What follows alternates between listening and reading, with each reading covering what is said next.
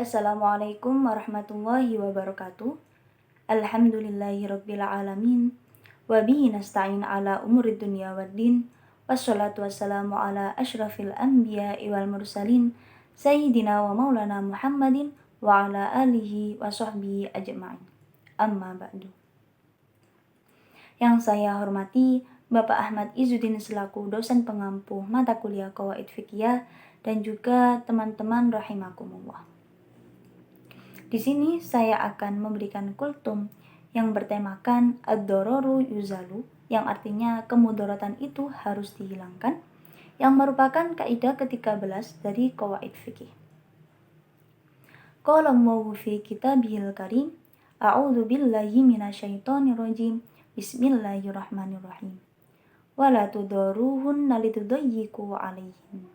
Yang artinya, dan janganlah kamu memudaratkan mereka, yang dalam hal ini istri, untuk menyempitkan hati mereka. Quran Surat At-Tolak ayat 6. Dan juga dalam Quran Surat yang lain, yakni Bismillahirrahmanirrahim. Wa qad fassala lakum ma harrama 'alaikum illa ma turirtum ilaihi. Yang artinya, dan Allah telah menjelaskan kepada kalian apa yang diharamkan atas kalian, kecuali apa yang terpaksa kalian memakannya. Quran Surat Al-An'am ayat 119. Tak lupa dalam hadis Nabi SAW dalam riwayat Imam Malik dan juga Abu Dawud, yakni la dororo wa la diroro. Dan janganlah kamu memudaratkan diri sendiri dan juga jangan memudaratkan orang lain. Ad-dororu ini berasal dari kata doror, yang artinya lawan kata dari manfaat. Atau dalam kata lain, itu suatu keadaan yang mana akan mendatangkan suatu bahaya. Nah, dorurot ini berbeda dengan masyakot. Kalau masyakot itu yakni kesulitan yang menghendaki adanya kebutuhan atau hajat, tetapi tidak sampai mengancam eksistensi manusia. Berbeda dengan masyakot, dorurot ini merupakan kesulitan yang mana jika tidak segera diselesaikan akan mengancam agama, jiwa, harta, maupun kehormatan dari manusia. Kalau misalkan masyakot ini menghendaki adanya kemudahan atau keringanan, sedangkan dorurot ini menghendaki adanya penghapusan hukum. Tetapi di sisi lain, keringanan masyakot dan juga penghapusan madorot ini sama-sama memberikan kemaslahatan bagi kehidupan manusia. Ad-dororu yuzalu ini berarti kemudaratan yang harus dihilangkan. Ini merupakan setengah dari Islam. Maksudnya hakikat dari ajaran Islam itu adalah mendatangkan manfaat dan menghilangkan kemudaratan. Nah, pada kaidah ini merupakan eksistensi dari setengah akhir ajaran Islam, yakni menghilangkan kemudaratan. Islam tidak menghendaki adanya kemudaratan dalam umatnya. Maka apabila terjadi suatu kemudaratan, maka harus segera dihilangkan. Contoh implementasi dari kaidah ini yaitu bisa kita lihat dalam akhir-akhir ini ya, dalam kehidupan kita. Misalkan kita sedang mengalami kelangkaan minyak goreng. Ya, minyak goreng itu langka. Nah, biasanya ada seseorang yang sengaja menimbun suatu barang yang kemudian untuk dijual kembali dengan harga yang lebih mahal. Nah, maka ini tidak boleh. Karena apa? Karena itu menimbulkan kemudaratan bagi orang lain. Misalkan seorang ibu-ibu yang ingin menggoreng. Nah, kemudian tidak ada minyak. Nah, itu kan menjadi kesulitan, menjadi madarat baginya. Pengen beli tapi ternyata dijual dengan mahal. Nah, ini merupakan perbuatan yang dilarang oleh kaidah ini karena bisa mendatangkan kemudaratan. Sedangkan kemudaratan itu harus dihilangkan. Jadi tidak boleh. Kemudian yang perlu kita ketahui yaitu para ulama dalam kaidah ini ad-daruru yuzalu dalam penerapannya itu memberikan batasan-batasan atau ukuran-ukuran dalam menghilangkan kemudaratan itu sendiri.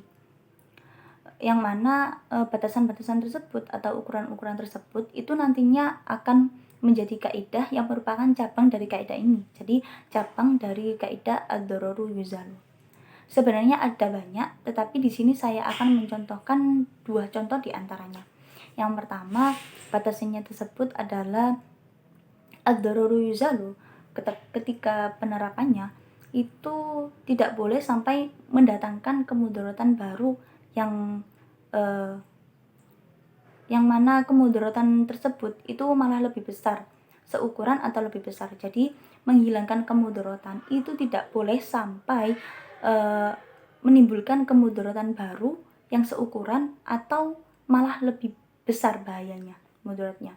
Misalkan, contohnya apa? Contohnya misalkan ada 2 orang, si A dan si B. Nah, mereka sama-sama dalam keadaan darurat, mereka sama-sama kelaparan. Kemudian si A ini tidak boleh merebut makanan dari si B, soalnya kan mereka sama-sama dalam keadaan darurat, maka si A tidak boleh merebut makanannya si B. Jadi kemudaratan itu tidak boleh menghilangkan kemudaratan itu tidak boleh sampai menimbulkan kemudaratan yang baru. Yang kemudian cabang kaidah ini dikenal dengan kaidah ad-dararu la yuzalu bid-darara. Jadi itu. Kemudian yang kedua, yakni batasan yang kedua, itu dalam penerapannya ad-dararu yuzalu, menghilangkan kemudaratan, itu tidak boleh sampai itu maksudnya hanya diperbolehkan pada batasan madaratnya saja. Misalkan contohnya seorang dokter nih, kan kalau bukan mahram itu aurat kan, tidak boleh melihat. Nah, sebenarnya pada kasus dokter dalam pengobatan bersama pasien itu boleh melihat hanya sekedar kebutuhan pengobatan saja. Jadi dalam ukuran madaratnya saja, misalkan pasien tersebut sakitnya di lengan, maka dokter tersebut boleh melihat bagian hanya sebatas lengannya saja, soalnya kan lengan tersebut yang batasan pengobatannya.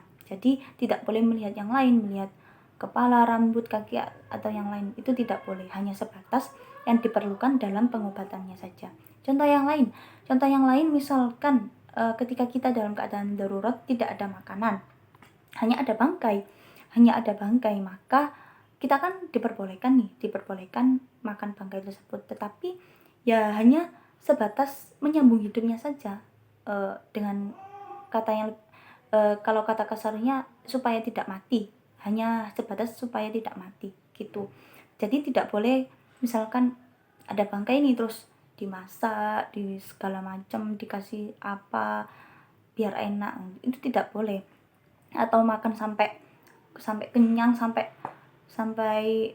berapa porsi makan bangkai, itu tidak boleh, hanya sebatas biar menyambung hidupnya saja gitu. Nah, kemudian batasan yang kedua ini dikenal dengan cabang kaidah, yakni ma'ubiha lid-darurati yuqaddar biqadariha. Nah, itu merupakan cabang dari ad-dararu yuzalu. Nah, demikian. Jadi kita sebagai umat Islam itu memang seharusnya kita harus senantiasa bersyukur karena seperti yang kita ketahui, Islam itu sebenarnya telah memberikan banyak kemudahan bagi umatnya. Maka kita itu harus bersyukur. Tentunya kemudahan itu dilandaskan karena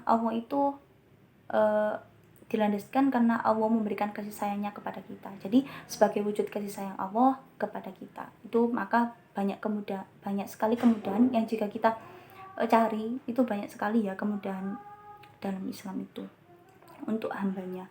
Semoga kita senantiasa diberikan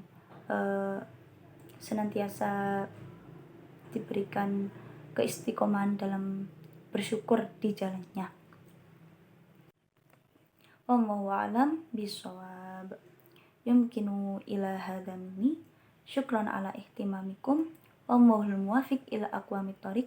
Assalamualaikum warahmatullahi wabarakatuh.